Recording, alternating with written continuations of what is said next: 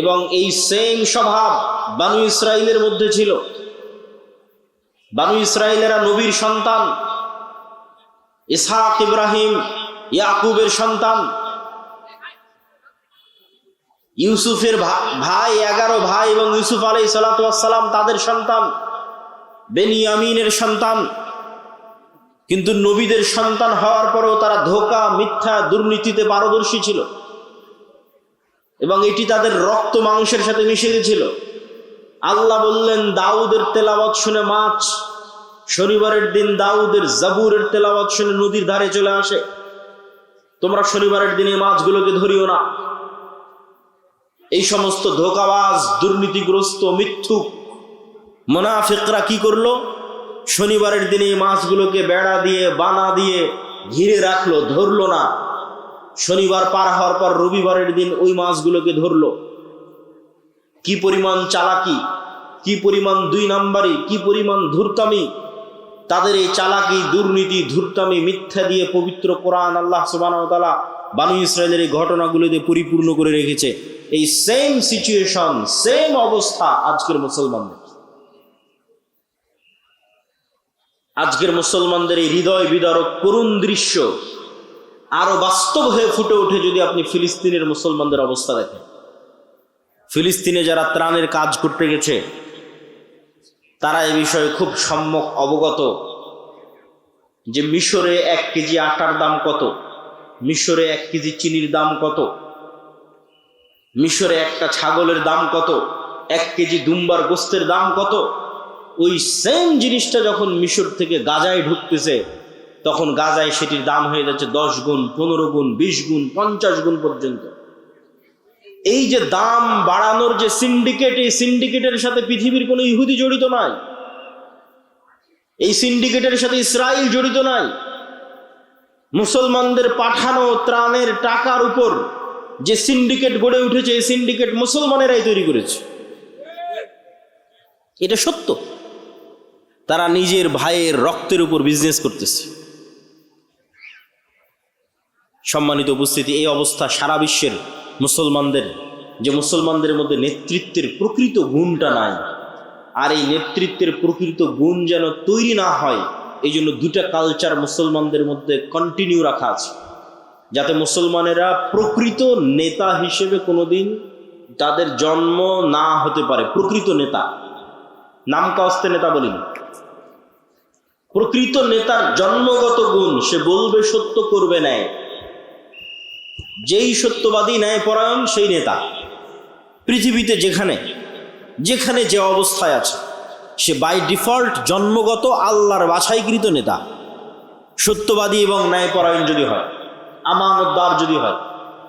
পৃথিবীর কোন নবী রাসূল মিথ্যুক অবস্থায়, দুর্নীতিবাজ, ধোঁকাগ্রস্ত অবস্থায় প্রেরিত হননি। জন্মগত সত্যবাদী, আমানতদার অবস্থায় প্রেরিত হয়েছেন। তাওহীদের দাওয়াত দিয়েছেন ওহী পাওয়ার পরে, কিন্তু জন্মগত এই গুণে তারা গুণান্বিত ছিলেন। কেন? এটা নেতার গুণ। 1 খণ্ড কাদামাটি হাতে নিয়ে বিসমিল্লাহ বিইজনিল্লাহ বলে ফু দিলে ওই একদম মৃত কাদামাটি জীবন্ত পাখি হয়ে আকাশে উড়ে যেত। তাহলে আমার এবং আপনার বিশ্বাস মৃতকে জীবিত করা সম্ভব। আর ঈসা আলাইহিস সালাতু ওয়াস সালাম বাস্তবে দেখছেন যে মৃতকে জীবিত করা সম্ভব। এই 2 ঈমানের মধ্যে পার্থক্য আছে। কিন্তু আল্লাহ সুবহানাহু ওয়া তাআলা আমাদের কাছে এটিই চান যে আমাদের বিশ্বাস ওই লেভেলের হোক যেটা ইয়াকিনের লেভেলে।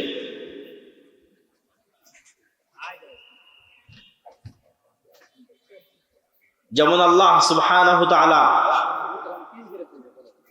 সূরা তাকাসুরের মধ্যে বারবার বলেছেন, কাল্লা লাউ তা'লামুনা ইলমাল ইয়াকিন,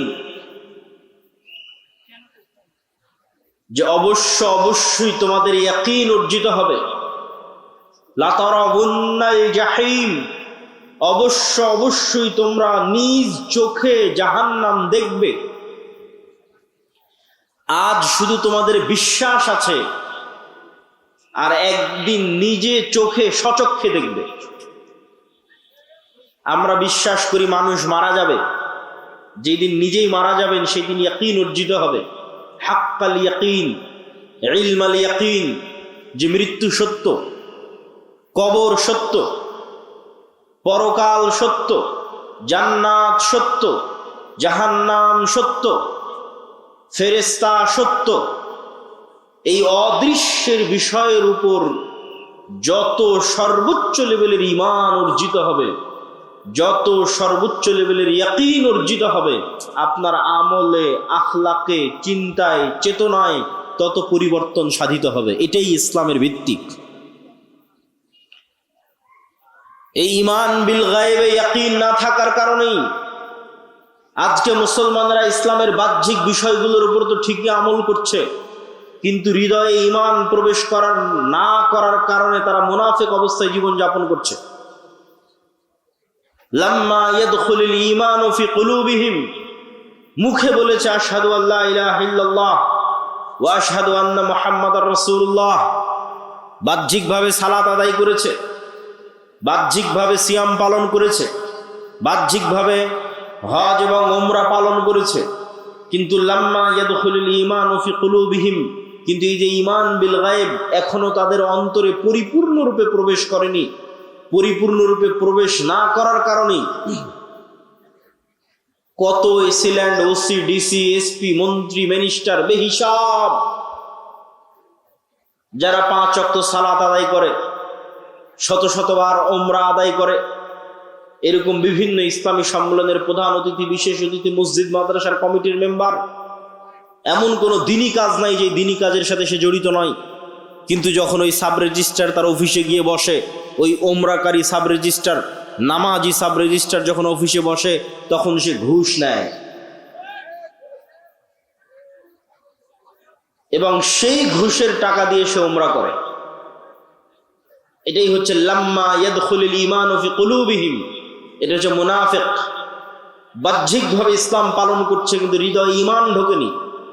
লা ঈমান লিমান লা আমানাতা লাহু, ঈমান এবং খেয়ানত একসাথে এক অন্তরে, ঈমান এবং মিথ্যা একসাথে এক অন্তরে একত্রিত হতে পারে না। সম্মানিত উপস্থিতি, আর এটিই হচ্ছে আজকের মুসলমানদের সবচেয়ে বড় সমস্যা, যা আমি আমার বহু বক্তব্যে, গত 1-2 বছরের প্রায় সব বক্তব্যে বলা আছে, যে আজকের মুসলমানদের সবচেয়ে বড় সমস্যা যদি কয়েকটা থাকে, তাহলে আমি আব্দুল্লাহ আমার দৃষ্টিতে 2টা সমস্যা। 1, ঈমান বিল গায়বে বিশ্বাস নাই। 2, যেহেতু ঈমান বিল গায়বে বিশ্বাস নাই, সেহেতু দুর্নীতি, মিথ্যা, ধোঁকা মুসলমানদের রক্তে রক্তে মিশে আছে। দ্বীনকে সেই ধোঁকার জন্যই তারা ব্যবহার করে। মুসলমানেরা যত বেশি পরিমাণে মিথ্যা ডকুমেন্ট দিয়ে, মিথ্যা কথা বলে, মিথ্যা দালালি করে যত বেশি পরিমাণে বিভিন্ন জায়গায় যুক্ত আছে, আমার জানা নাই পৃথিবীর আর কোনো দ্বিতীয় জাতি এত বেশি পরিমাণে মিথ্যার আশ্রয় নিয়ে, এত বেশি পরিমাণে দুর্নীতির আশ্রয় নিয়ে, এত বেশি পরিমাণে ধোঁকার আশ্রয় নিয়ে পৃথিবীতে কাজ করছে, আমার জানা নাই। আর এটি হচ্ছে মুসলমানদের গোলামির সবচেয়ে বড় কারণ। কেননা এই স্বভাবটাই গোলামির স্বভাব, এবং এই সেম স্বভাব বানু ইসরাইলের মধ্যে ছিল। বানু ইসরাইলেরা নবীর সন্তান, ইসহাক, ইব্রাহিম, ইয়াকুবের সন্তান। ইউসুফের ভাই, 11 ভাই এবং ইউসুফ আলাইহিস সালাতু ওয়াস সালাম তাদের সন্তান, বেনিয়ামিনের সন্তান। কিন্তু নবীদের সন্তান হওয়ার পরেও তারা ধোঁকা, মিথ্যা, দুর্নীতিতে পারদর্শী ছিল, এবং এটি তাদের রক্ত মাংসের সাথে মিশে গেছিল। আল্লাহ বললেন, দাউদের তেলাওয়াত শুনে মাছ শনিবারের দিন দাউদের জাবুরের তেলাওয়াত শুনে নদীর ধারে চলে আসে, তোমরা শনিবারের দিনে মাছগুলোকে ধরিও না। এই সমস্ত ধোঁকাবাজ, দুর্নীতিগ্রস্ত, মিথ্যুক মুনাফিকরা কি করলো? শনিবারের দিনে মাছগুলোকে বেড়া দিয়ে, বানা দিয়ে ঘিরে রাখলো, ধরলো না। শনিবার পার হওয়ার পর রবিবারের দিন ওই মাছগুলোকে ধরলো। কি পরিমাণ চালাকি, কি পরিমাণ 2 নাম্বারি, কি পরিমাণ ধূর্তামি! তাদের এই চালাকি, দুর্নীতি, ধূর্তামি, মিথ্যা দিয়ে পবিত্র কোরআন আল্লাহ সুবহানাহু ওয়া তাআলা বানু ইসরায়েলের এই ঘটনাগুলোতে পরিপূর্ণ করে রেখেছে। এই সেম সিচুয়েশন, সেম অবস্থা আজকের মুসলমানদের। আজকের মুসলমানদের এই হৃদয় বিদারক করুণ দৃশ্য আরো বাস্তব হয়ে ফুটে ওঠে যদি আপনি ফিলিস্তিনের মুসলমানদের অবস্থা দেখেন। ফিলিস্তিনে যারা ত্রাণের কাজ করতে গেছে তারা এই বিষয়ে খুব সম্যক অবগত যে মিশরে 1 কেজি আটার দাম কত, মিশরে 1 কেজি চিনির দাম কত, মিশরে একটা ছাগলের দাম কত, 1 কেজি দুম্বার গোস্তের দাম কত। ওই সেম জিনিসটা যখন মিশর থেকে গাজায় ঢুকতেছে তখন গাজায় সেটির দাম হয়ে যাচ্ছে 10 গুণ, 15 গুণ, 20 গুণ, 50 গুণ পর্যন্ত। এই যে দাম বাড়ানোর যে সিন্ডিকেট, এই সিন্ডিকেটের সাথে পৃথিবীর কোনো ইহুদি জড়িত নাই, এই সিন্ডিকেটের সাথে ইসরায়েল জড়িত নাই। মুসলমানদের পাঠানো ত্রাণের টাকার উপর যে সিন্ডিকেট গড়ে উঠেছে, এই সিন্ডিকেট মুসলমানেরাই তৈরি করেছে। এটা সত্য। তারা নিজের ভাইয়ের রক্তের উপর বিজনেস করতেছে। সম্মানিত উপস্থিতি, এই অবস্থা সারা বিশ্বের মুসলমানদের, যে মুসলমানদের মধ্যে নেতৃত্বের প্রকৃত গুণটা নাই। আর এই নেতৃত্বের প্রকৃত গুণ যেন তৈরি না হয়, এই জন্য 2টা কালচার মুসলমানদের মধ্যে কন্টিনিউ রাখা আছে, যাতে মুসলমানেরা প্রকৃত নেতা হিসেবে কোনোদিন তাদের জন্ম না হতে পারে। প্রকৃত নেতা, নাম কাস্তে নেতা বলিনি, প্রকৃত নেতার জন্মগত গুণ, সে বলবে সত্য, করবে ন্যায়। যেই সত্যবাদী ন্যায়পরায়ণ সেই নেতা। পৃথিবীতে যেখানে যেখানে যে অবস্থায় আছে সে বাই ডিফল্ট জন্মগত আল্লাহর বাছাইকৃত নেতা। সত্যবাদী এবং ন্যায়পরায়ণ যদি হয়, আমানতদার যদি হয়। পৃথিবীর কোন নবী রাসূল মিথ্যুক অবস্থায়, দুর্নীতিবাজ, ধোঁকাগ্রস্ত অবস্থায় প্রেরিত হননি। জন্মগত সত্যবাদী, আমানতদার অবস্থায় প্রেরিত হয়েছেন। তাওহীদের দাওয়াত দিয়েছেন ওহী পাওয়ার পরে, কিন্তু জন্মগত এই গুণে তারা গুণান্বিত ছিলেন। কেন? এটা নেতার গুণ।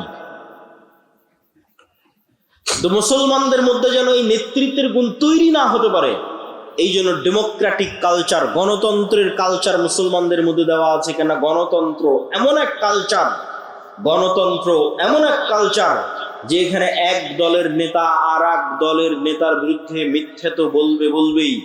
নিজ দলের একই আসনের মনোনয়ন প্রার্থী 1 জন, 5 জন, 10 জন নেতাও একই দলের নিজের আসনের প্রতিদ্বন্দ্বী মনোনয়ন প্রার্থীর বিরুদ্ধে মিথ্যা বলবে। কেন? মিথ্যা না বললে টিকতে পারবে না, চলতে পারবে না। গীবত, পরহিংসা না করলে টিকতে এবং চলতে পারবে না। তাহলে যে একবার মিথ্যা বলে ফেললো, যে মিথ্যার কালচারে একবার নিজেকে জড়িয়ে ফেললো, তার দ্বারা কোনোদিন প্রকৃত নেতৃত্ব হবে না। এই নেতা যদি প্রধানমন্ত্রীও হয়ে যায়, এই নেতা যদি রাষ্ট্রপতিও হয়ে যায়, এই নেতা যদি এমপিও হয়, এই নেতা যদি মন্ত্রীও হয়, তাহলে যে নিজের দলের মনোনয়ন প্রার্থীর বিষয়ে অন্য দলের নেতার বিষয়ে মিথ্যা বলেছে, দুর্নীতি করেছে, ধোঁকা দিয়েছে, তাকে ভারত আর আমেরিকা টাকা দিয়ে কিনতে পারবে না? বলেন, পারবে? ও তো দুর্নীতিগ্রস্ত, তো মিথ্যার উপর প্রতিষ্ঠিত হয়েছে, তার তো মেরুদণ্ড সোজা নয়। ফলত ডেমোক্রেটিক কালচারের মধ্যে যে নেতাই আসবে, সেই নেতাই পশ্চিমাদের পা চাটবে, না হয় পাশের দাদাবাবুদের পা চাটবে, টাকার কাছে বিক্রি হয়ে যাবে।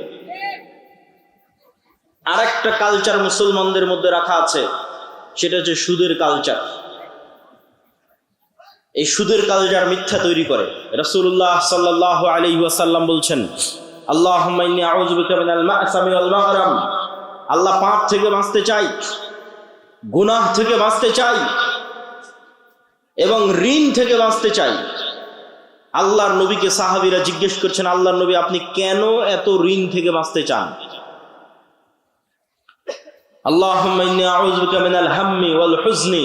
এই দোয়ার মধ্যে রাসূলুল্লাহ সাল্লাল্লাহু আলাইহি ওয়াসাল্লাম বলেছেন, ওয়া যালঈদ দাইনি ওয়া গালাবাতির রিজাল। হে আল্লাহ, ঋণের বোঝা থেকে বাঁচতে চাই। আল্লাহর নবীকে সাহাবীরা জিজ্ঞেস করলেন, আপনার প্রত্যেক দোয়ায় ঋণ থেকে বাঁচতে চাওয়ার দোয়া কেন থাকে?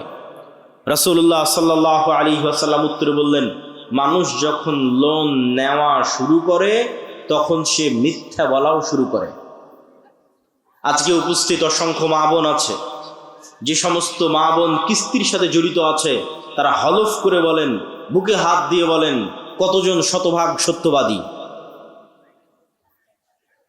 কি আপনারা বুঝতে পারছেন না কথা? কিস্তি থেকে যে একবার টাকা নিয়েছে তার পক্ষে কি সত্যের উপর অটল থাকা সম্ভব? সম্ভব না। তাকে মিথ্যার আশ্রয় নিতেই হবে। আর এইভাবে যখন একটা প্রজন্ম মিথ্যুক তৈরি হয়ে যায়, একদল মা মিথ্যুক তৈরি হয়ে যায়, মিথ্যার আশ্রয় নেয়, তখন এই সমস্ত মায়ের পেট থেকে, এই সমস্ত সমাজ থেকে ওমর ইবনুল খাত্তাব, তারেক বিন জিয়াদ, সালাহুদ্দিন আইয়ুবীর জন্ম অসম্ভব, ইম্পসিবল। শুধু গোলামি জন্ম নিবে, গোলামি তৈরি হবে। যারা মিথ্যার আশ্রয় নিয়ে নিজে বিক্রি হয়ে যাবে, দেশকে বিক্রি করে দিবে।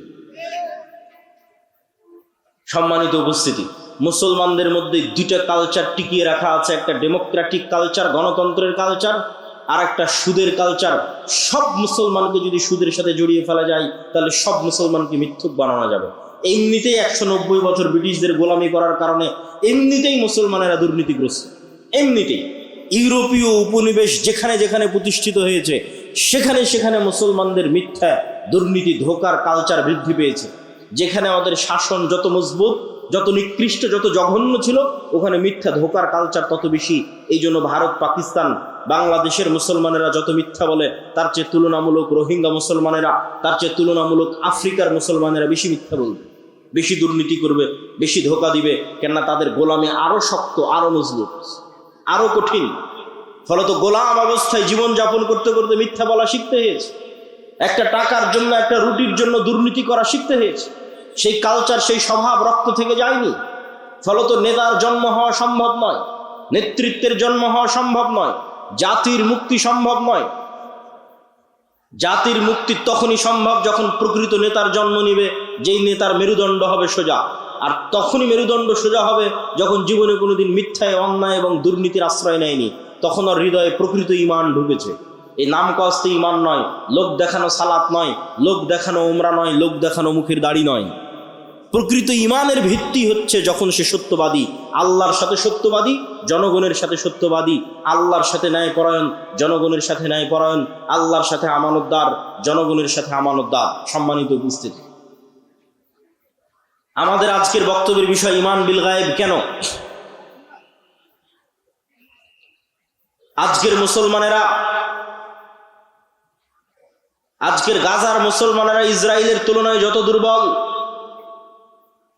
আজকের সমগ্র বিশ্বের মুসলমানেরা আমেরিকা এবং ইসরায়েলের তুলনায় যত দুর্বল, মুসা আলাইহিস সালাতু ওয়াস সালাম তার চেয়ে 100 গুণ দুর্বল ছিলেন, তার চেয়ে 1000 গুণ দুর্বল ছিলেন ফেরাউনের কাছে, ফেরাউনের তুলনায়। আপনাদের এই গোদাগাড়ি মাটি কাটার চরের একজন কৃষককে যদি বলা হয়, একজন রাখালকে যদি বলা হয়, একজন কাজের লোককে যদি বলা হয় যে তোমাকে দাওয়াত দিতে হবে ডোনাল্ড ট্রাম্পের কাছে গিয়ে, তাহলে আপনাদের এই মাটি কাটা গোদাগাড়ির একজন চরের মানুষ ডোনাল্ড ট্রাম্পের কাছে গিয়ে দাওয়াত দিবে। ওই ডোনাল্ড ট্রাম্পের কাছে এই মানুষ যত অসহায়, তার চেয়ে বেশি অসহায় মুসা আলাইহিস সালাম ছিলেন। কেন? এই চরের মাটি কাটা গোদাগাড়ির এই চরের মানুষের নিজের জমি জায়গা আছে, নিজের বাপ মায়ের পরিচয় আছে, নিজের আত্মীয় স্বজন আছে, নিজের গ্রাম বাড়ি আছে। আর মুসা আলাইহিস সালাতু ওয়াস সালাম সেই গোলাম কওমের মেম্বার, যাদের প্রত্যেক পুরুষকে জবাইয়ের আদেশ দেওয়া আছে, যার পিতামাতার পরিচয় তিনি বুক ফুলিয়ে ফেরাউনের সামনে দিতে পারবে না, পিতামাতার পরিচয় গোপন রেখে ফেরাউনের বাড়িতে মানুষ হতে হয়েছে। মা তার পরিচয় মুখ ফুলিয়ে বলতে পারেনি এটা আমার সন্তান। সেই গোলাম কওমের সন্তান মুসা আলাইহিস সালাতু ওয়াস সালাম। শুধু কি তাই, মুসা আলাইহিস সালাতু ওয়াস সালামকে যখন নবী বানানো হচ্ছে, তখন উনি মানুষের বাড়ির কাজের চাকর, 10 বছর থেকে একজন মানুষের বাড়িতে কাজ করতেছেন। শুধু কি তাই, মুসা আলাইহিস সালাতু ওয়াস সালামকে যখন নবী বানানো হচ্ছে, তখন তিনি হত্যার আসামি, ফাঁসির দণ্ডপ্রাপ্ত আসামি। মুসা আলাইহিস সালাতু ওয়াস সালামকে সেই ব্যক্তির বিরুদ্ধে দাওয়াত দিতে পাঠানো হচ্ছে যেই ব্যক্তির কাছে তিনি ফাঁসির দণ্ডপ্রাপ্ত আসামি। শুধু কি তাই, যেই ব্যক্তির তিনি এক সময় নিমক খেয়েছেন, যেই ব্যক্তির বাড়িতে তিনি বড় হয়েছেন, তার বিরুদ্ধে তিনি কিভাবে দাঁড়াবেন, তার সামনে কিভাবে দাঁড়াবেন? না আছে বংশ পরিচয়, না আছে ব্যক্তি পরিচয়। সম্মানিত উপস্থিতি, মূসা আলাইহিস সালাতু ওয়াস সালাম আজকের আমার এবং আপনার তুলনায়, আমি তো উদাহরণ দিয়েই বলে দিলাম যে আপনাদের যে কোনো একজন উঠে এখন তাকে বলা হচ্ছে যাও ডোনাল্ড ট্রাম্পের কাছে দাওয়াত দাও, এইটা আজকের দুনিয়াবি বৈষয়িক দিক থেকে যত অসম্ভব মূসা আলাইহিস সালাতু ওয়াস সালামের ফিরআউনের কাছে দাওয়াত দিতে যাওয়া ছিল তার চেয়ে বেশি অতুলনীয়, বেশি অসম্ভব। কিন্তু মূসা আলাইহিস সালাম পারলেন কিভাবে? মূসা আলাইহিস সালাতু ওয়াস সালামের সফলতার রহস্য কোথায়? মূসা আলাইহিস সালাতু ওয়াস সালাম তখনই সম্ভব ফিরআউনের সামনে বুক ফুলিয়ে দাওয়াত দেওয়া যখন মূসা আলাইহিস সালাতু ওয়াস সালামের অন্তরে ঈমান বিল গায়েব, ইয়াকিনের লেভেলে, যে চোখে যা দেখা যাচ্ছে তাই সব নয়, এর বাইরে আড়ালে গায়েব আছে, গায়েবী মদদ আছে, আল্লাহর ক্ষমতা, আল্লাহর অস্তিত্ব, আল্লাহর শক্তি, ফেরেশতার অস্তিত্ব, নূরের অস্তিত্ব, এগুলো সম্পর্কে যখন মূসা আলাইহিস সালাতু ওয়াস সালামের ইয়াকিন অর্জিত হবে, গায়েবের উপর যখন মূসা আলাইহিস সালামের ইলমে ইয়াকিন হাসিল হবে, তখন মূসা আলাইহিস সালামের কাছে এই বিশাল ফিরআউনের সাম্রাজ্য একটা ধূলিকণার চাইতেও, একটা পিঁপড়ার চাইতেও দুর্বল মনে হবে। এবং ওই ইলমে ইয়াকিন আল্লাহ মূসা আলাইহিস সালাতু ওয়াস সালামকে দিয়েছিলেন। কিভাবে দিয়েছিলেন? মূসা আলাইহিস সালাতু ওয়াস সালামকে আল্লাহ বলেননি, মূসা এই যে জান্নাত থেকে একটা লাঠি নিয়ে আসলাম, এটা খুব ভয়ঙ্কর, ম্যাজেস্টিক, চমৎকার জাদুর লাঠি, এই লাঠি যদি তুমি ছাড়ো এই লাঠি সাপ হয়ে যাবে। জি না, দুনিয়াতে যত জাদুকর আছে, কবিরাজ আছে, যত সাপ খেলা দেখানো সাপুরে আছে, এদের নিজের প্রশিক্ষণ দেওয়া সাপ আর নিজের কাছে যত্নের সাথে রাখা পাথর আর লাঠি দিয়ে এদেরকে জাদু দেখাতে হয়। আপনি একটা দিবেন, সেটা দিয়ে পারবে না।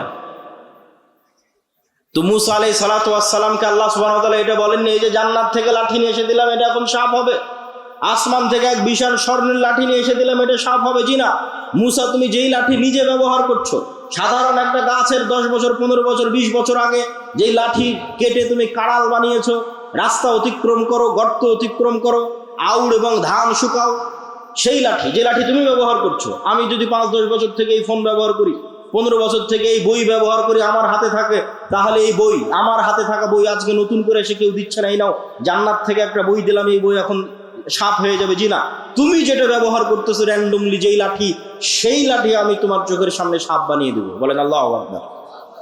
এটা হচ্ছে আল্লাহর শক্তি, যাতে মূসা আলাইহিস সালাতু ওয়াস সালামের ইলমে ইয়াকিন হাসিল হয় গায়েবের উপর। সম্মানিত উপস্থিতি, তাহলে আজকের মুসলমানেরা পরাজিত কেন? ইলমে গায়েবে ইয়াকিন নাই। মূসা আলাইহিস সালাম বিজয়ী কেন? ইলমে গায়েবে ইয়াকিন ছিল। মুহাম্মদ সাল্লাল্লাহু আলাইহি ওয়াসাল্লাম থেকে শুরু করে, আবু বকর, ওমর, ওসমান, আলী থেকে শুরু করে, আমর ইবনুল আস, খালিদ বিন ওয়ালিদ থেকে শুরু করে, উমাইয়া খেলাফত, আব্বাসি খেলাফত থেকে শুরু করে সালাহুদ্দিন আইয়ুবী হয়ে মোহাম্মদ আল ফাতেহের তুরস্ক বিজয় পর্যন্ত এমন কোন যুদ্ধে মুসলমানেরা বিজয় অর্জন করেনি যেই যুদ্ধে মুসলমানেরা শক্তিশালী ছিল।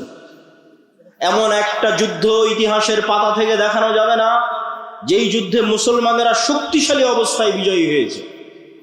সুলতান সালাহুদ্দিন আইয়ুবী যখন জেরুজালেমের মসজিদ আকসা বিজয় করে, তখন সুলতান সালাহুদ্দিন আইয়ুবীর চাইতে ইউরোপীয় ক্রুসেডাররা শতগুণে বেশি শক্তিশালী ছিল। সুলতান মোহাম্মদ আল ফাতেহ যখন তুরস্কের ইস্তাম্বুল বিজয় করে, তখন তুরস্কের রাজা বাদশারা, ইউরোপের রাজা বাদশারা সুলতান মোহাম্মদ আল ফাতেহের চাইতে বেশি শক্তিশালী ছিল। জহিরুদ্দিন বেরবাস যখন মিশরের মাটিতে হালাকু খা চেঙ্গিস খাকে পরাজিত করে, তখন এই পুরো বিশ্বে হালাকু খা চেঙ্গিস খানের চাইতে শক্তিশালী আর কেউ ছিল না।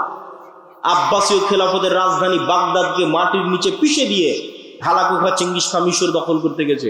পুরো পৃথিবীতে তাদের মোকাবেলা করবে এরকম কোনো শক্তি ছিল না। মুহাম্মদ সাল্লাল্লাহু আলাইহি ওয়াসাল্লাম যখন বদরে অবতীর্ণ হয়েছে, উহুদে অবতীর্ণ হয়েছে, খন্দকে অবতীর্ণ হয়েছে, তখন মুহাম্মদ সাল্লাল্লাহু আলাইহি ওয়াসাল্লামের চেয়ে মক্কার কাফের, কুরাইশ, মুশরিকরা কয়েক শতগুণ বেশি শক্তিশালী ছিল দুনিয়াবি অস্ত্রপাতি এবং সাজ সরঞ্জামের দিক থেকে।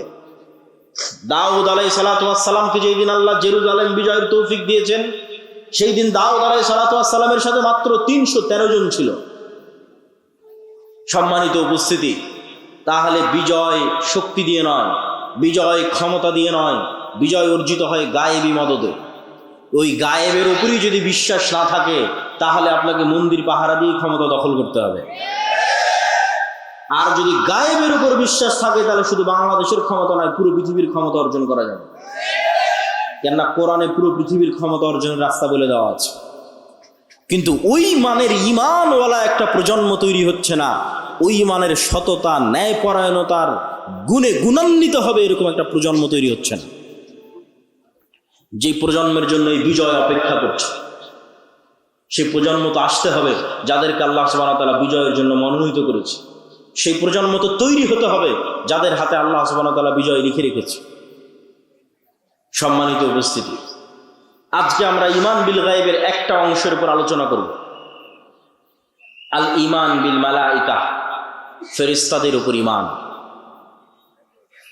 ফেরেশতাদের অস্তিত্ব, ফেরেশতাদের ক্ষমতা, ফেরেশতাদের উপস্থিতি, ফেরেশতাদের কাজ। আজকে আমরা এবং আপনারা এখানে উপস্থিত আছি, এটা যতটুকু সত্য তার চেয়ে বেশি সত্য ফেরেশতাদের অস্তিত্ব। এটার মতো নয়, এটার চেয়ে বেশি। আপনি যদি আপনার পিতামাতার সন্তান হন, তাহলে আপনার পিতামাতার অস্তিত্ব আপনার কাছে যত সত্য, আর আপনার পিতামাতার কাছে আপনি সন্তান হিসেবে সন্তানের অস্তিত্ব যত সত্য, তার চেয়ে বেশি সত্য আপনার সাথে আপনার পিতামাতার সাথে ফেরেশতা আছে। এটা বেশি সত্য। কেন বেশি সত্য? এটাকে আমি এমনি বানিয়ে বলছি যে না, আমাদের আদি পিতা আদম আলাইহিস সালাতু ওয়াস সালামকে যখন সৃষ্টি করা হয়, তখন সৃষ্টির পর তিনি প্রথম অন্য কোনো মানুষের সাথে পরিচিত হননি। যে আদম, এই যে তোমাকে সৃষ্টি করলাম, এই যে তোমার বাপ মা, এই যে তোমার ভাই বোন, আর এই যে তোমার স্ত্রী, আর এই যে তোমার পুত্র, যেটা এখন আমরা হচ্ছে, যে আমরা জন্মের পরে প্রথম কার সাথে পরিচিত হচ্ছে, এটা আমার মা, এটা আমার বাপ, এটা আমার সন্তান, এটা আমার ভাই, এটা আমার বোন। জন্মের পরে এগুলোর সাথে আমরা প্রথম পরিচিত হই। কিন্তু আমরা যখন প্রথম সৃষ্টি হয়েছি, তথা আমাদের আদি পিতা আদম আলাইহিস সালাম যখন প্রথম সৃষ্টি হয়েছে, তখন আদম আলাইহিস সালাম জন্মের পরে অন্য কোনো মানুষের সাথেই পরিচিত হয়নি। সর্বপ্রথম পরিচিত হয়েছে ফেরেশতাদের সাথে। বলেন আল্লাহু আকবার। তাহলে আপনার বাপ মায়ের অস্তিত্বের আগে ফেরেশতার অস্তিত্ব, না আগে বাপ মায়ের অস্তিত্ব? ফেরেশতার অস্তিত্ব। আপনি যখন প্রথম সৃষ্টি হয়েছেন, তখন প্রথম পরিচিত হয়েছেন ফেরেশতার সাথে। ওয়াইদ কুলনা লিল মালাইকাতি ইসজুদু লিআদম ফাসাজাদু ইল্লা ইবলিস আবা ওয়াস্তাকবারা। ওয়াইদ ক্বালা রাব্বুকা লিল মালাইকাতি ইন্নী জাইলুন ফিল আরদি খলিফা ক্বালু আতাজআলু ফীহা মান ইফসিদু ফীহা ওয়া ইয়াসফিকুদ দিমা। আল্লাহ ফেরেশতাদের ডাক দিয়ে বললেন, কোরআনে আল্লাহ বলছেন, মানুষ সৃষ্টির ঘটনা শুরুই ফেরেশতা দিয়ে।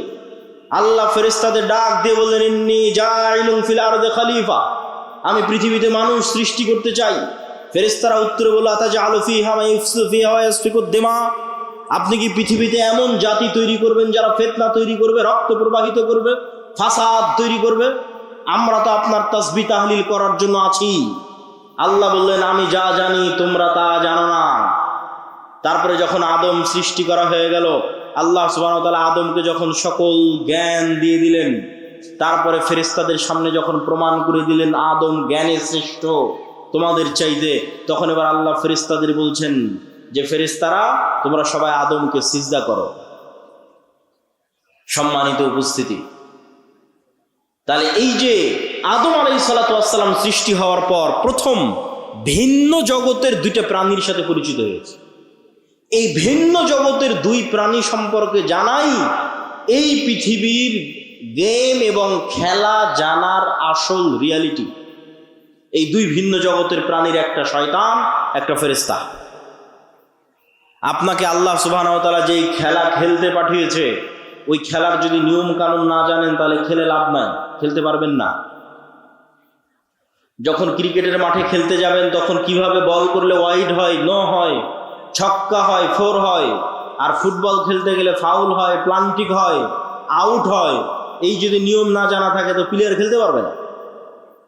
তো আমরা যে এই পৃথিবীতে আছি, এই পৃথিবীতে আমাদের পাঠানোর যে ঘটনা আল্লাহ কোরআনে তুলে ধরেছে, আল্লাহ সুবহানাহু ওয়া তাআলা পৃথিবীতে পাঠানোর যে ঘটনা তুলে ধরেছে, সেটার মধ্যে পৃথিবীর গেম, সিক্রেট যে গেম, যে খেলা, ওটা লুকিয়ে আছে। সেটা যুক্তই আছে অদৃশ্য দুই প্রাণীর সাথে, একটা শয়তান, একটা ফেরেশতা। মানুষের সাথে যুক্তই নাই। আল্লাহ বর্ণনাই শুরু করেছেন এইভাবে। ইবলিস শত্রু হয়ে গেল। আল্লাহ সুবহানাহু ওয়া তাআলা কুলনা বিতু বা'দুকুম লিবা'দিন আদু। আল্লাহ সুবহানাহু ওয়া তাআলা বলেন, আজকে তোমরা নেমে যাও, আসমান থেকে নেমে যাও, জান্নাত থেকে নেমে যাও। আজ থেকে তোমরা একজন আর একজনের শত্রু। ফাইম্মা ইয়াতিয়ান্নাকুম মিন্নি হুদান ফামান তাবিআ হুদায়া ফালা খাউফুন আলাইহিম ওয়ালা হুম ইয়াহজানুন।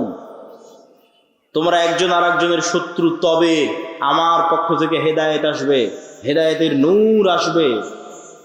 এই নূর দিয়ে যাদের কলব আলোকিত হবে, যাদের হৃদয় এই নূরের আলোতে আলোকিত হবে, তাদের জন্য এই শয়তান কোনো ক্ষতি করতে পারবে না। আর যাদের কলব এই নূরের আলোয় আলোকিত হবে না, এই শয়তান তাদের সবচেয়ে বড় শত্রু, আদুউম মুবিন, সবচেয়ে বড় শত্রু। আর একমাত্র প্রকৃত বন্ধু হচ্ছে ফেরেশতা, আর একমাত্র শত্রু হচ্ছে শয়তান। যে আপনার নামে মিথ্যা অপবাদ দিয়েছে, জমি দখল করে নিয়েছে, টাকা মেরে নিয়েছে, ওর চেয়ে বড় শত্রু শয়তান। আর যে আপনার সাথে রাত দিন আড্ডা দিচ্ছে, আপনাকে বিড়ি সিগারেট খাওয়ার দাওয়াত দিচ্ছে, ওর চাইতে আপনার হিতাকাঙ্ক্ষী প্রকৃত বন্ধু হচ্ছে ফেরেশতা। এই দুইটা সম্পর্কে জানাই হচ্ছে এই পৃথিবীর গেমের আসল রহস্য। খেলতে পারবেন ভালো যদি জানা থাকে। এই জন্য গায়েব সম্পর্কে জ্ঞান অর্জন করতে হবে। গায়েবের জ্ঞান ওহির মাধ্যমে সম্ভব। সম্মানিত উপস্থিতি, আমাদের আলোচ্য বিষয় ঈমান বিল মালায়েকা, ফেরেশতা। ফেরেশতারা নূরের তৈরি। নূর অন কাইন্ড অফ লাইট, এক প্রকারের আলো যা পৃথিবীতে বিরাজমান অস্তিত্বশীল। ঠিক এই আলো যেমন পৃথিবীতে বিরাজমান অস্তিত্বশীল, সূর্যের আলো যেমন বিরাজমান অস্তিত্বশীল, নূরের আলো পৃথিবীতে বিরাজমান অস্তিত্বশীল। তবে নূরের আলো সূর্যের আলো নয়। নূরের আলো এই লাইট, বৈদ্যুতিক লাইটের আলো নয়। এটা এক প্রকারের আলো যা পৃথিবীতে অস্তিত্বশীল, যেমন সূর্যের আলো অস্তিত্বশীল, যেমন এই লাইটের আলো অস্তিত্বশীল। এবং এই নূর মানুষের কলবে তৈরি হয়, কানে তৈরি হয়, চোখে তৈরি হয়, মানুষের ডানে বামে সামনে নিচে উপরে সর্বত্র নূর তৈরি হয়। মানুষের আমল নূর তৈরি করে। কোরআন নূর, দ্বীন ইসলাম নূর। এই নূর সম্পর্কে রাসূলুল্লাহ সাল্লাল্লাহু আলাইহি ওয়াসাল্লাম বলছেন, আল্লাহুম্মা আউযু বিনূরি ওয়াজহিকাল্লাযী আশরাকাত লাহুদ দুলুমাত ওয়া সালাহা আলাইহি আমরুদ দুনিয়া ওয়াল আখিরাহ।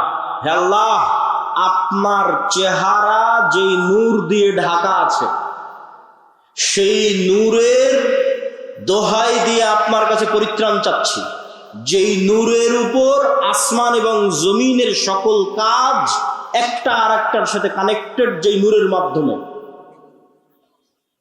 হিজাবুহুন নূর লাউ কাশাফাহু লাহরাকাত সুবহাত ওয়াজহি। আল্লাহর চেহারার পর্দা হচ্ছে নূর। আল্লাহ এবং সৃষ্টিজীব, আল্লাহ এবং আসমান জমিন, এই দুইটার মধ্যে আর হিসেবে, পার্থক্যকারী হিসেবে সারা আসমান এবং জমিনে বিরাজমান আছে নূর। এটাই গায়েব। যদি এই নূরের পর্দা সরিয়ে নেওয়া হতো, লাউ কাশাফাহু লাহরাকাত সুবহাত ওয়াজহি, তাহলে আল্লাহর চেহারার তাজাল্লিতে আসমান এবং জমিন জ্বলে পড়ে ছারখার হয়ে যেত।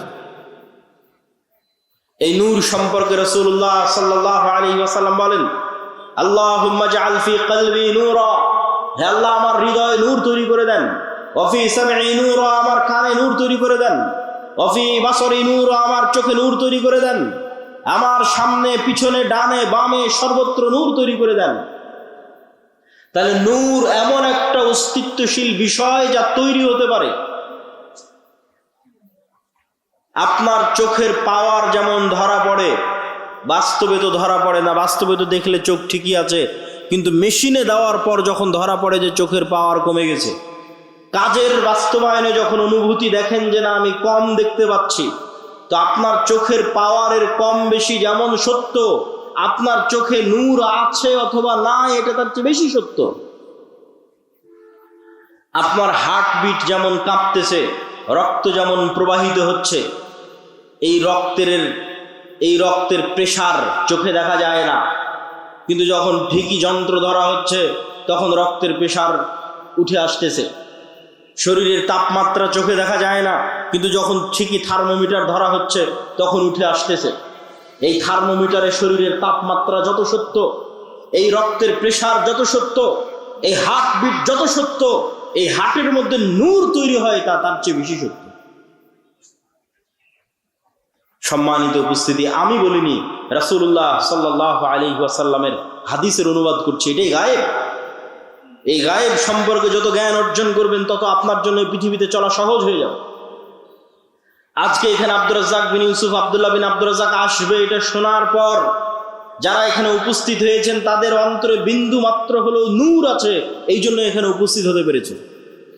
আর যারা শোনার পরও কোনো কাজ না থাকার পরও, জরুরি প্রয়োজন না থাকার পরও আসেননি, খোঁজ নিয়ে দেখেন, বিশেষ করে যদি 3 জুমা পরস্পর মিস দিয়ে থাকে, তাহলে খাতামাল্লাহু আলা কুলুবিহিম, ওর অন্তরে চুল পরিমাণ নূর নয়, ওটা একটা মৃত হৃদয়।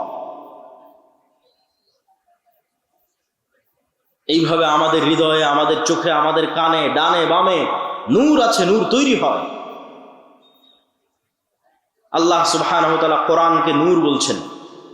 মা কুনতা তাদরি মাল কিতাব ওয়ালাকিন মা কুনতা তাদরি মাল কিতাব ওয়ালাল ঈমান ওয়ালাকিন জাআলনাহু নূরান নাহদি বিহি মান নাশা। হে আল্লাহর নবী, আপনি জানতেন না কিতাব কাকে বলে, আপনি জানতেন না ঈমান কাকে বলে। আমি আল্লাহ এই কোরআনকে নূর বানিয়ে দিয়েছি, যেই নূরের আলোয় আলোকিত হয়ে মানুষ রাস্তা খুঁজে পাবে। যত কোরআন পড়বেন তত নূর তৈরি হবে। দিন নূর। আল্লাহ সুবহানাহু ওয়া তাআলা বলছেন, ইউরিদুনা লিইউতফিউ নূরাল্লাহ ওয়াল্লাহু মুতিম্মু নূরিহি। কাফের এবং মুশরিকেরা চায় আল্লাহর নূরকে ফু দিয়ে নিভিয়ে দিতে, আর আল্লাহ আল্লাহর নূরকে সারা পৃথিবীতে বিজয়ী করবেন, প্রতিষ্ঠিত করবেন। বলেন আল্লাহু আকবার। এই নূর হচ্ছে ইসলাম। ওয়াহী নূর। আল্লাহ সুবহানাহু ওয়া তাআলার পক্ষ থেকে যে ওয়াহী এসেছে, কোরআন ওয়াহী, ইসলাম ওয়াহী, এই ওয়াহী নূর। এই নূরকে আল্লাহ সুবহানাহু ওয়া তাআলা বিজয়ী করেই ছাড়বেন পৃথিবীতে। আল্লাহ নিজে বলছেন পবিত্র কোরআনে। সম্মানিত উপস্থিতি, ঠিক তেমনি আমি যেটা বললাম যে আপনাদের সৎ আমল নূর তৈরি করে।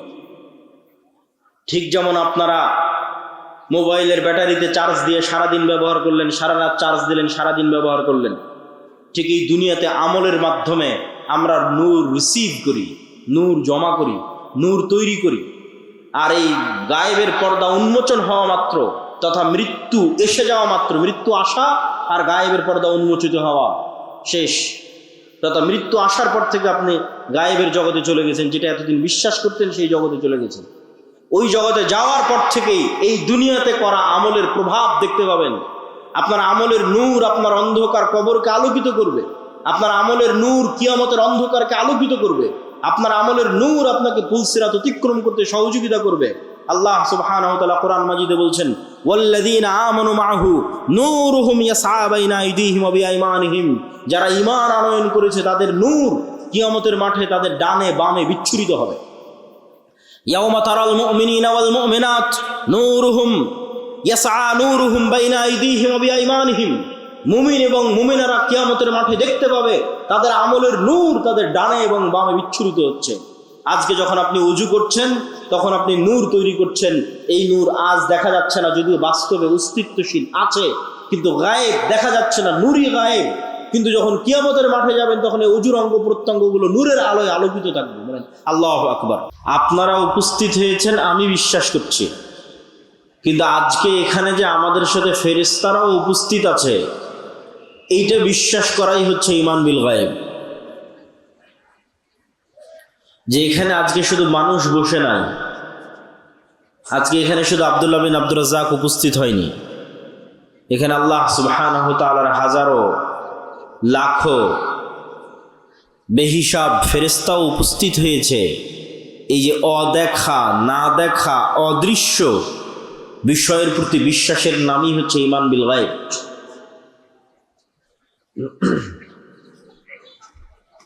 আল্লাহ সুবহানাহু ওয়া তাআলা পবিত্র কোরআন মাজিদে বলেন,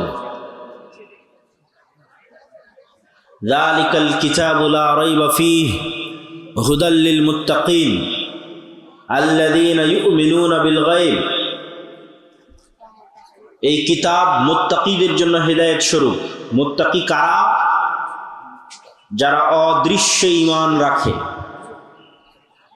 শুধু ঈমান রাখে, ওয়াবিল আখিরাতি হুম ইউকিনুন, এবং আখিরাতে তারা ইয়াকিন রাখে, অদৃশ্যের উপর ইয়াকিন রাখে।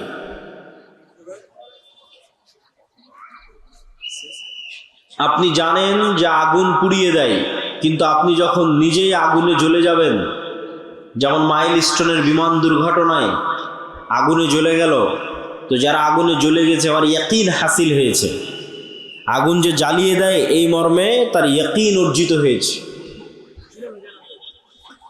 আর আমরা শুধু বিশ্বাস করছি যে না আগুন জ্বালাতে পারে। ঠিক তেমনি আপনি বিশ্বাস করছেন জান্নাত এবং জাহান্নাম আছে, আর মুহাম্মদ সাল্লাল্লাহু আলাইহি ওয়াসাল্লাম স্বচক্ষে জান্নাত দেখেছেন, স্বচক্ষে জাহান্নাম দেখেছেন।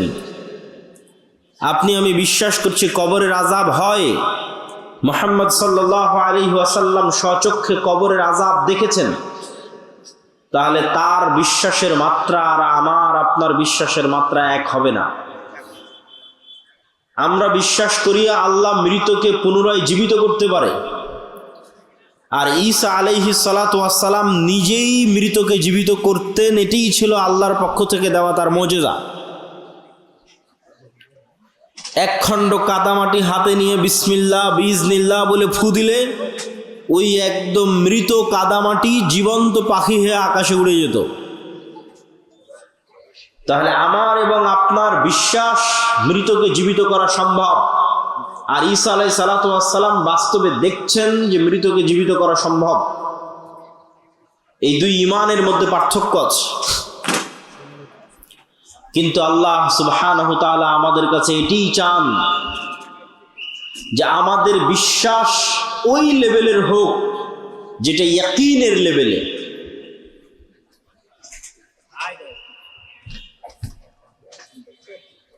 যেমন আল্লাহ সুবহানাহু ওয়া তাআলা সূরা তাকাসুরের মধ্যে বারবার বলেছেন, কাল্লা লাউ তা'লামুনা ইলমাল ইয়াকিন,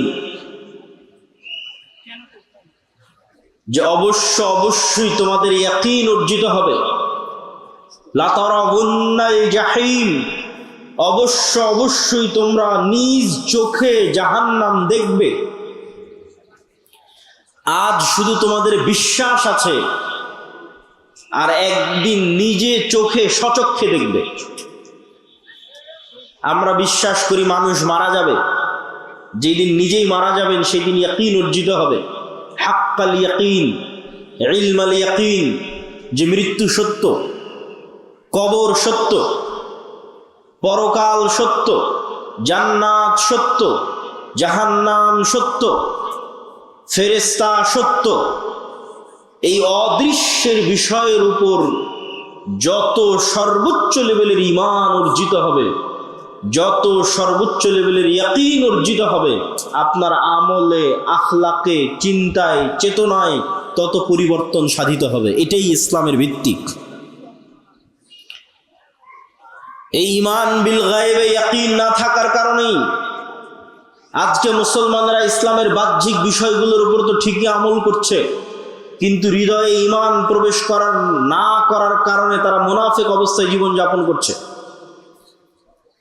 লাম্মা ইয়াদখুলুল ঈমানু ফি কুলুবিহিম, মুখে বলেছে আশহাদু আল্লা ইলাহা ইল্লাল্লাহ ওয়া আশহাদু আন্না মুহাম্মাদার রাসূলুল্লাহ, বাহ্যিকভাবে সালাত আদায় করেছে, বাহ্যিকভাবে সিয়াম পালন করেছে, বাহ্যিকভাবে হজ এবং উমরা পালন করেছে, কিন্তু লাম্মা ইয়াদখুলুল ঈমানু ফি কুলুবিহিম, কিন্তু এই যে ঈমান বিল গায়ব এখনো তাদের অন্তরে পরিপূর্ণরূপে প্রবেশ করেনি।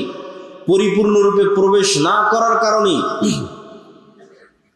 কত এসিল্যান্ড, ওসি, ডিসি, এসপি, মন্ত্রী, মিনিস্টার বেহিসাব যারা 5 ওয়াক্ত সালাত আদায় করে, শতবার উমরা আদায় করে, এরকম বিভিন্ন ইসলামী সম্মেলনের প্রধান অতিথি, বিশেষ অতিথি, মসজিদ মাদ্রাসার কমিটির মেম্বার, এমন কোনো দিনী কাজ নাই যে দিনী কাজের সাথে সে জড়িত নয়। কিন্তু যখন ওই সাব রেজিস্ট্রার তার অফিসে গিয়ে বসে, ওই ওমরাকারী সাব রেজিস্ট্রার, নামাজি সাব রেজিস্ট্রার যখন অফিসে বসে, তখন সে ঘুষ নেয় এবং সেই ঘুষের টাকা দিয়ে সে উমরা করে। এটাই হচ্ছে লাম্মা ইয়াদখুলুল ঈমানু ফি কুলুবিহিম, এটা হচ্ছে মুনাফিক। বাহ্যিকভাবে ইসলাম পালন করছে কিন্তু হৃদয়ে ঈমান ঢোকেনি। লা ঈমান লিমান লা আমানাতা লাহু, ঈমান এবং খেয়ানত একসাথে, এক অন্তরে। ঈমান এবং মিথ্যা একসাথে এক অন্তরে একত্রিত হতে পারে না। সম্মানিত উপস্থিতি, আর এটিই হচ্ছে আজকের মুসলমানদের সবচেয়ে বড় সমস্যা, যা আমি আমার বহু বক্তব্যে গত 1-2 বছরের প্রায় সব বক্তব্যে বলা আছে, যে আজকের মুসলমানদের সবচেয়ে বড় সমস্যা যদি কয়েকটা থাকে, তাহলে আমি আব্দুল্লাহ আমার দৃষ্টিতে 2টা সমস্যা। 1, ঈমান বিল গায়বে বিশ্বাস নাই। 2, যেহেতু ঈমান বিল গায়বে বিশ্বাস নাই, সেহেতু দুর্নীতি, মিথ্যা, ধোঁকা মুসলমানদের রক্তে রক্তে মিশে আছে। দিনকে সেই ধোঁকার জন্যই তারা ব্যবহার করে। গত 16 বছর তাহাজ্জুদের সালাত আদায় করে সেই ধোঁকার কাজেই ব্যবহার করা হয়েছে। এটা হচ্ছে ধোঁকা দেওয়ার গেম। নিজেকে ধোঁকা দেওয়া, আল্লাহর সাথে মজাক এবং ঠাট্টা করা, আল্লাহকে ধোঁকা দেওয়ার চেষ্টা করা, জনগণকে ধোঁকা দেওয়ার চেষ্টা করা, নিজেকে ধোঁকা দেওয়ার চেষ্টা করা। আজকে আপনি যান পৃথিবীর যে কোনো প্রান্তে, ইউরোপ, আমেরিকা, সৌদি, কুয়েত, কাতার, বাহরাইন, লিবিয়া, মুসলমানেরা যত বেশি পরিমাণে মিথ্যা ডকুমেন্ট দিয়ে, মিথ্যা কথা বলে, মিথ্যা দালালি করে যত বেশি পরিমাণে বিভিন্ন জায়গায় যুক্ত আছে, আমার জানা নাই পৃথিবীর আর কোনো দ্বিতীয় জাতি এত বেশি পরিমাণে মিথ্যার আশ্রয় নিয়ে, এত বেশি পরিমাণে দুর্নীতির আশ্রয় নিয়ে, এত বেশি পরিমাণে ধোঁকার আশ্রয় নিয়ে পৃথিবীতে কাজ করছে, আমার জানা নাই। আর এটি হচ্ছে মুসলমানদের গোলামির সবচেয়ে বড় কারণ। কেননা এই স্বভাবটাই গোলামির স্বভাব, এবং এই সেম স্বভাব বানু ইসরাইলের মধ্যে ছিল। বানু ইসরাইলেরা নবীর সন্তান, ইসহাক, ইব্রাহিম, ইয়াকুবের সন্তান। ইউসুফের ভাই 11 ভাই এবং ইউসুফ আলাইহিস সালাতু ওয়াস সালাম তাদের সন্তান, বেনিয়ামিনের সন্তান। কিন্তু নবীদের সন্তান হওয়ার পরেও তারা ধোঁকা, মিথ্যা, দুর্নীতিতে পারদর্শী ছিল, এবং এটি তাদের রক্ত মাংসের সাথে মিশে গেছিল। আল্লাহ বললেন, দাউদের তেলাওয়াত শুনে মাছ শনিবারের দিন দাউদের জাবুরের তেলাওয়াত শুনে নদীর ধারে চলে আসে। তোমরা শনিবারের দিনে মাছগুলোকে ধরিও না। এই সমস্ত ধোঁকাবাজ, দুর্নীতিগ্রস্ত, মিথ্যুক মুনাফিকরা কি করলো? শনিবারের দিনে মাছগুলোকে বেড়া দিয়ে, বানা দিয়ে ঘিরে রাখলো, ধরলো না। শনিবার পার হওয়ার পর রবিবারের দিন ওই মাছগুলোকে ধরলো। কি পরিমাণ চালাকি, কি পরিমাণ 2 নাম্বারি, কি পরিমাণ ধূর্তামি! তাদের এই চালাকি, দুর্নীতি, ধূর্তামি, মিথ্যা দিয়ে পবিত্র কোরআন আল্লাহ সুবহানাহু ওয়া তাআলা বানু ইসরাইলের এই ঘটনাগুলো দিয়ে পরিপূর্ণ করে রেখেছে। এই সেম সিচুয়েশন, সেম অবস্থা আজকের মুসলমানদের। আজকের মুসলমানদের এই হৃদয় বিদারক করুণ দৃশ্য আরো বাস্তব হয়ে ফুটে ওঠে যদি আপনি ফিলিস্তিনের মুসলমানদের অবস্থা দেখেন। ফিলিস্তিনে যারা ত্রাণের কাজ করতে গেছে, তারা এই বিষয়ে খুব সম্যক অবগত যে মিশরে 1 কেজি আটার দাম কত, মিশরে 1 কেজি চিনির দাম কত, মিশরে একটা ছাগলের দাম কত, 1 কেজি দুম্বার গোস্তের দাম কত। ওই সেম জিনিসটা যখন মিশর থেকে গাজায় ঢুকতেছে, তখন গাজায় সেটির দাম হয়ে যাচ্ছে 10 গুণ, 15 গুণ, 20 গুণ, 50 গুণ পর্যন্ত। এই যে দাম বাড়ানোর যে সিন্ডিকেট, এই সিন্ডিকেটের সাথে পৃথিবীর কোনো ইহুদি জড়িত নাই, এই সিন্ডিকেটের সাথে ইসরায়েল জড়িত নাই। মুসলমানদের পাঠানো ত্রাণের টাকার উপর যে সিন্ডিকেট গড়ে উঠেছে, এই সিন্ডিকেট মুসলমানেরাই তৈরি করেছে। এটা সত্য। তারা নিজের ভাইয়ের রক্তের উপর বিজনেস করতেছে। সম্মানিত উপস্থিতি, এই অবস্থা সারা বিশ্বের মুসলমানদের, যে মুসলমানদের মধ্যে নেতৃত্বের প্রকৃত গুণটা নাই। আর এই নেতৃত্বের প্রকৃত গুণ যেন তৈরি না হয়, এই জন্য 2টা কালচার মুসলমানদের মধ্যে কন্টিনিউ রাখা আছে, যাতে মুসলমানেরা প্রকৃত নেতা হিসেবে কোনোদিন তাদের জন্ম না হতে পারে। প্রকৃত নেতা, নামকা অস্তে নেতা বলিনি। প্রকৃত নেতার জন্মগত গুণ, সে বলবে সত্য, করবে ন্যায়। যেই সত্যবাদী, ন্যায়পরায়ণ, সেই নেতা। পৃথিবীতে যেখানে যেখানে যে অবস্থায় আছে, সে বাই ডিফল্ট জন্মগত আল্লাহর বাছাইকৃত নেতা। সত্যবাদী এবং ন্যায়পরায়ণ যদি হয়, আমানতদার যদি হয়, পৃথিবীর কোন নবী রাসূল মিথ্যুক অবস্থায়, দুর্নীতিবাজ ধোঁকাগ্রস্ত অবস্থায় প্রেরিত হননি। জন্মগত সত্যবাদী আমানতদার অবস্থায় প্রেরিত হয়েছেন। তাওহীদের দাওয়াত দিয়েছেন ওহী পাওয়ার পরে, কিন্তু জন্মগত এই গুণে তারা গুণান্বিত ছিলেন কেন? এটা নেতার গুণ। তো মুসলমানদের মধ্যে যেন এই নেতৃত্বের গুণ তৈরি না হতে পারে, এই জন্য ডেমোক্রেটিক কালচার, গণতন্ত্রের কালচার মুসলমানদের মধ্যে দেওয়া আছে। কেন? গণতন্ত্র এমন এক কালচার যে এখানে এক দলের নেতা আর এক দলের নেতার বিরুদ্ধে মিথ্যে তো বলবেই। নিজ দলের একই আসনের মনোনয়ন প্রার্থী 1 জন, 5 জন, 10 জন নেতাও একই দলের নিজের আসনের প্রতিদ্বন্দ্বী মনোনয়ন প্রার্থীর বিরুদ্ধে মিথ্যা বলবে। কেননা মিথ্যা না বললে টিকতে পারবে না, চলতে পারবে না। গীবত, পরহিংসা না করলে টিকতে এবং চলতে পারবে না। তাহলে যে একবার মিথ্যা বলে ফেললো, যে মিথ্যার কালচারে একবার নিজেকে জড়িয়ে ফেললো, তার দ্বারা কোনোদিন প্রকৃত নেতৃত্ব হবে না। এই নেতা যদি প্রধানমন্ত্রী হয়ে যায়, এই নেতা যদি রাষ্ট্রপতিও হয়ে যায়, এই নেতা যদি এমপিও হয়, এই নেতা যদি মন্ত্রীও হয়, তাহলে যে নিজের দলের মনোনয়ন প্রার্থীর বিষয়ে অন্য দলের নেতার বিষয়ে মিথ্যা বলেছে, দুর্নীতি করেছে, ধোঁকা দিয়েছে, তাকে ভারত আর আমেরিকা টাকা দিয়ে কিনতে পারবে না? বলেন, পারবে? ও তো দুর্নীতিগ্রস্ত, তো মিথ্যার উপর প্রতিষ্ঠিত হয়েছে, তার তো মেরুদণ্ড সোজা নয়। ফলে ডেমোক্রেটিক কালচারের মধ্যে যে নেতাই আসবে, সেই নেতাই পশ্চিমাদের পা চাটবে, না হয় পাশের দাদাবাবুদের পা চাটবে, টাকার কাছে বিক্রি হয়ে যাবে। আরেকটা কালচার মুসলমানদের মধ্যে রাখা আছে, সেটা হচ্ছে সুদের কালচার। এই সুদের কালচার মিথ্যা তৈরি করে। রাসূলুল্লাহ সাল্লাল্লাহু আলাইহি ওয়াসাল্লাম বলছেন, আল্লাহুম্মা ইন্নী আউযু বিকা মিনাল মা'সামি ওয়াল মাগরাম। আল্লাহ পাপ থেকে বাঁচতে চাই, গুনাহ থেকে বাঁচতে চাই এবং ঋণ থেকে বাঁচতে চাই। আল্লাহর নবীকে সাহাবীরা জিজ্ঞেস করছেন, আল্লাহর নবী আপনি কেন এত ঋণ থেকে বাঁচতে চান?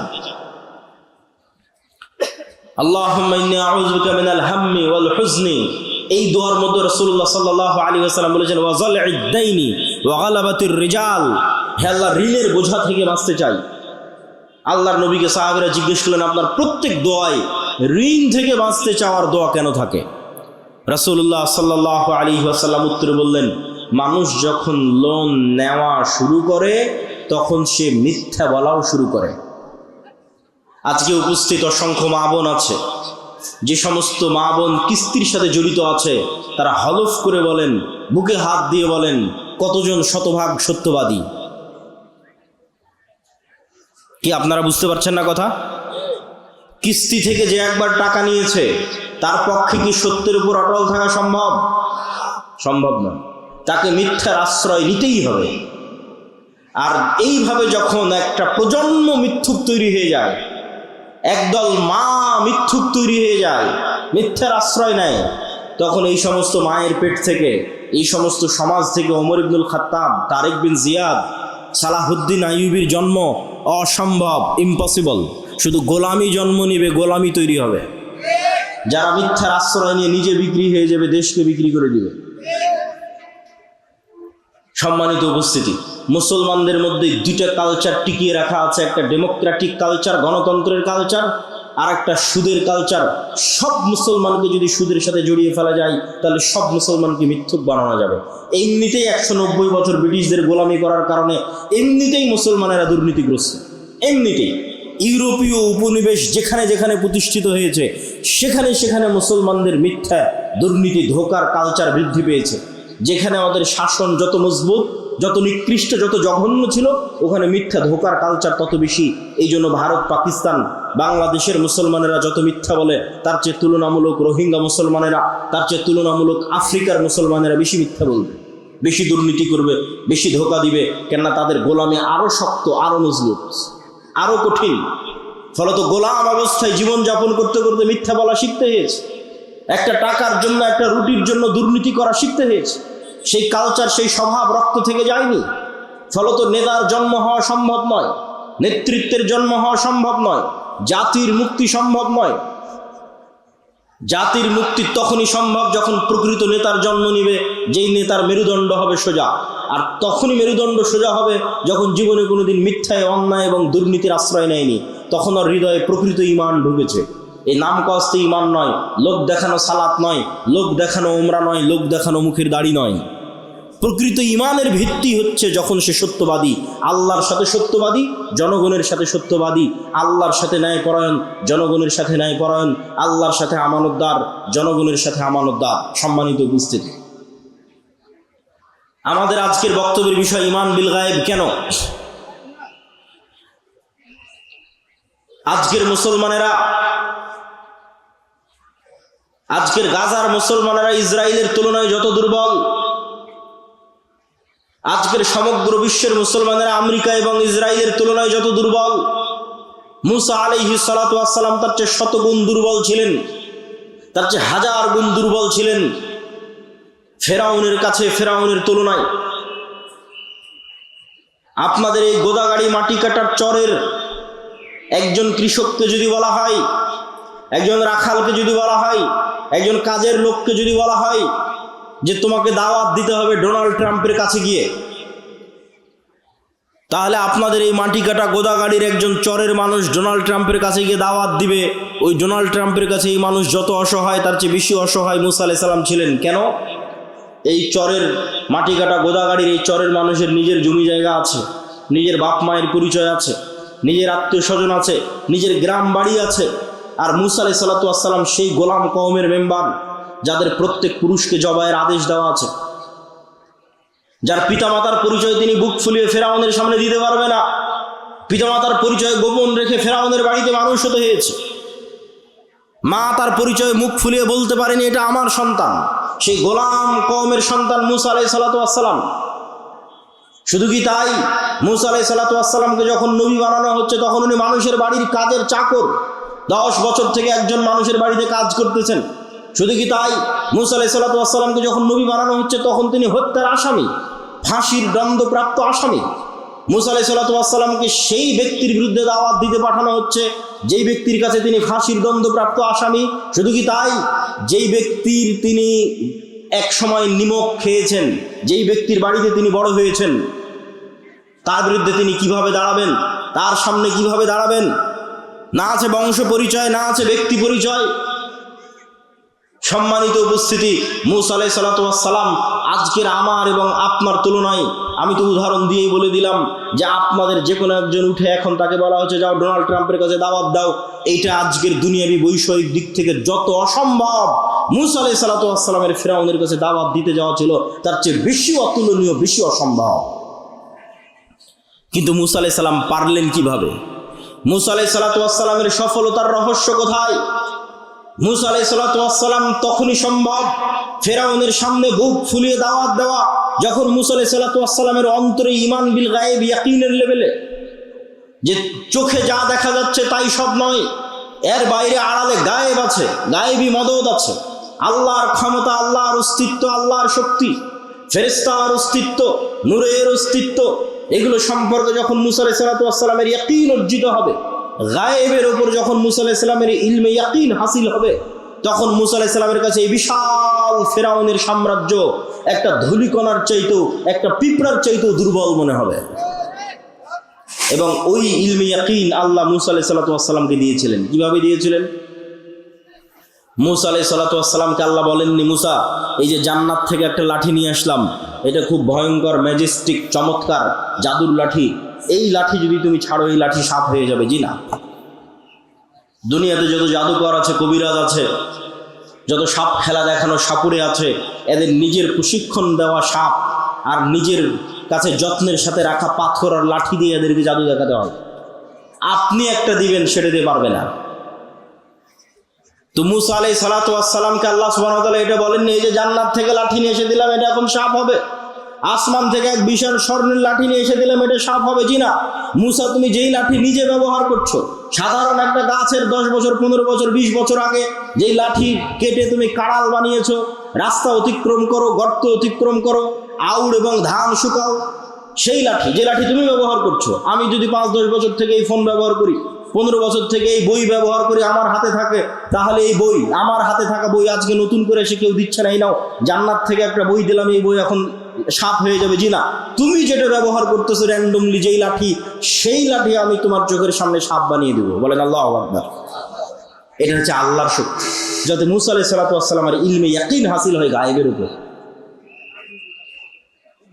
সম্মানিত উপস্থিতি, তাহলে আজকের মুসলমানেরা পরাজিত কেন? ইলমে গায়েবে ইয়াকিন নাই।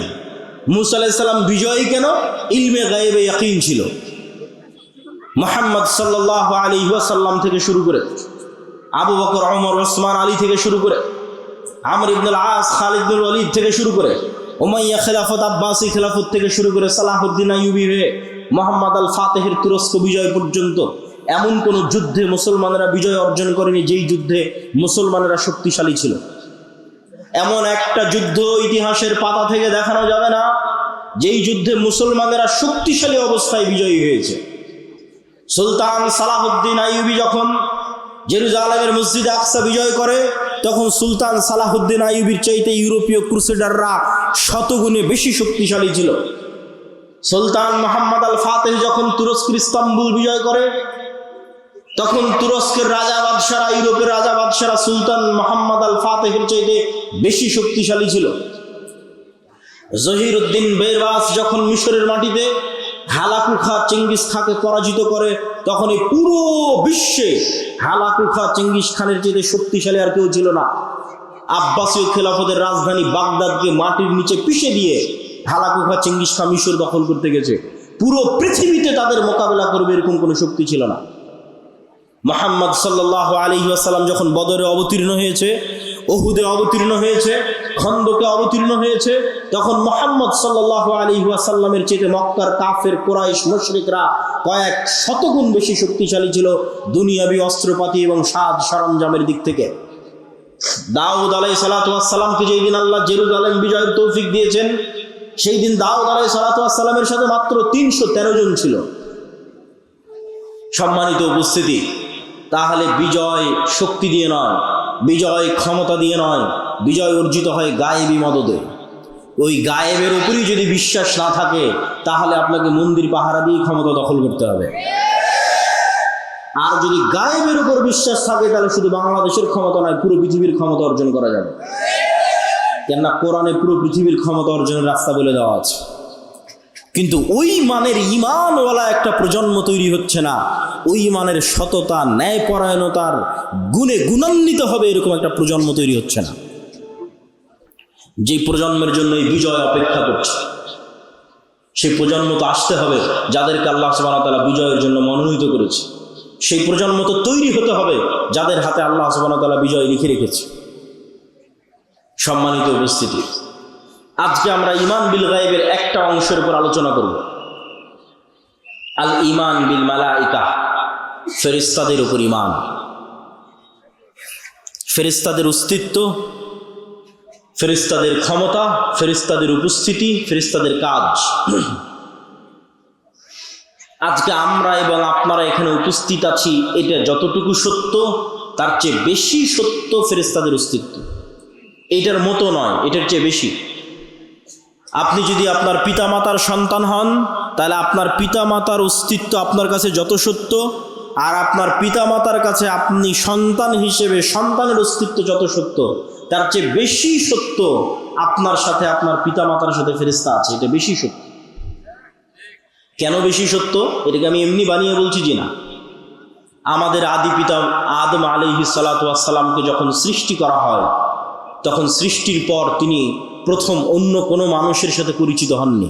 যে আদম, এই যে তোমাকে সৃষ্টি করলাম, এই যে তোমার বাপ মা, এই যে তোমার ভাই বোন, আর এই যে তোমার স্ত্রী, আর এই যে তোমার পুত্র, যেটা এখন আমরা হচ্ছে, যে আমরা জন্মের পরে প্রথম কার সাথে পরিচিত হচ্ছে, এটা আমার মা, এটা আমার বাপ, এটা আমার সন্তান, এটা আমার ভাই, এটা আমার বোন। জন্মের পরে এগুলোর সাথে আমরা প্রথম পরিচিত হই। কিন্তু আমরা যখন প্রথম সৃষ্টি হয়েছি, তথা আমাদের আদি পিতা আদম আলাইহিস সালাম যখন প্রথম সৃষ্টি হয়েছে, তখন আদম আলাইহিস সালাম জন্মের পরে অন্য কোনো মানুষের সাথেই পরিচিত হয়নি। সর্বপ্রথম পরিচিত হয়েছে ফেরেশতাদের সাথে। বলেন আল্লাহু আকবার। তাহলে আপনার বাপ মায়ের অস্তিত্বের আগে ফেরেশতার অস্তিত্ব না আগে বাপ মায়ের অস্তিত্ব? ফেরেশতার অস্তিত্ব। আপনি যখন প্রথম সৃষ্টি হয়েছেন তখন প্রথম পরিচিত হয়েছেন ফেরেশতার সাথে।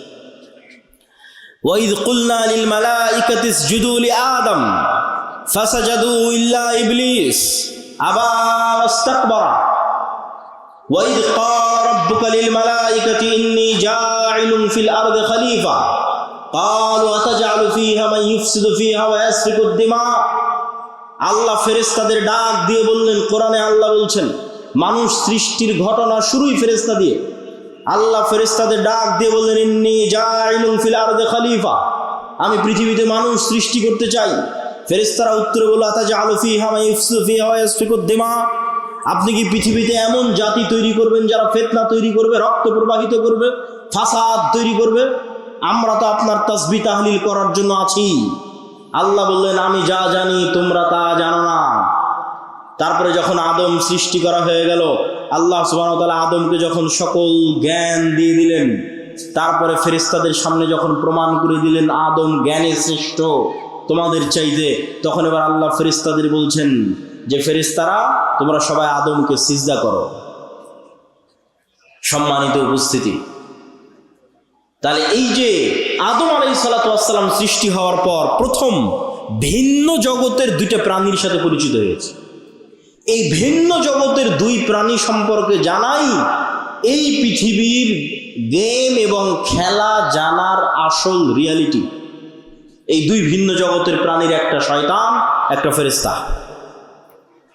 আপনাকে আল্লাহ সুবহানাহু ওয়া তাআলা যেই খেলা খেলতে পাঠিয়েছে, ওই খেলার যদি নিয়ম কানুন না জানেন তাহলে খেলে লাভ নাই, খেলতে পারবেন না। যখন ক্রিকেটের মাঠে খেলতে যাবেন তখন কিভাবে বল করলে ওয়াইড হয়, নো হয়, ছক্কা হয়, ফোর হয়, আর ফুটবল খেলতে গেলে ফাউল হয়, প্লান্টিক হয়, আউট হয়। এই যদি নিয়ম না জানা থাকে তো প্লেয়ার খেলতে পারবে না। তো আমরা যে এই পৃথিবীতে আছি, এই পৃথিবীতে আমাদের পাঠানোর যে ঘটনা আল্লাহ কোরআনে তুলে ধরেছে, আল্লাহ সুবহানাহু ওয়া তাআলা পৃথিবীতে পাঠানোর যে ঘটনা তুলে ধরেছে, সেটার মধ্যে পৃথিবীর গেম, সিক্রেট যে গেম, যে খেলা, ওটা লুকিয়ে আছে। সেটা যুক্তই আছে অদৃশ্য দুই প্রাণীর সাথে, একটা শয়তান, একটা ফেরেশতা। মানুষের সাথে যুক্তই নাই। আল্লাহ বর্ণনাই শুরু করেছেন এইভাবে। ইবলিস শত্রু হয়ে গেল। আল্লাহ সুবহানাহু ওয়া তাআলা কুলনা বিতু বা'দুকুম লিবা'দিন আদু। আল্লাহ সুবহানাহু ওয়া তাআলা বলেন, আজকে তোমরা নেমে যাও, আসমান থেকে নেমে যাও, জান্নাত থেকে নেমে যাও। আজ থেকে তোমরা একজন আর একজনের শত্রু। ফাইম্মা ইয়াতিয়ান্নাকুম মিন্নি হুদান ফামান তাবিআ হুদায়া ফালা খাউফুন আলাইহিম ওয়ালা হুম ইয়াহজানুন। তোমরা একজন আর একজনের শত্রু, তবে আমার পক্ষ থেকে হেদায়েত আসবে, হেদায়েতের নূর আসবে।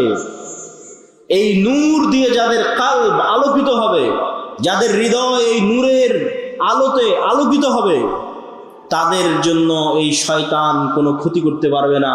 আর যাদের কলব এই নূরের আলোয় আলোকিত হবে না, এই শয়তান তাদের সবচেয়ে বড় শত্রু, আদুউম মুবিন, সবচেয়ে বড় শত্রু। আর একমাত্র প্রকৃত বন্ধু হচ্ছে ফেরেশতা, আর একমাত্র শত্রু হচ্ছে শয়তান। যে আপনার নামে মিথ্যা অপবাদ দিয়েছে, জমি দখল করে নিয়েছে, টাকা মেরে নিয়েছে, ওর চেয়ে বড় শত্রু শয়তান।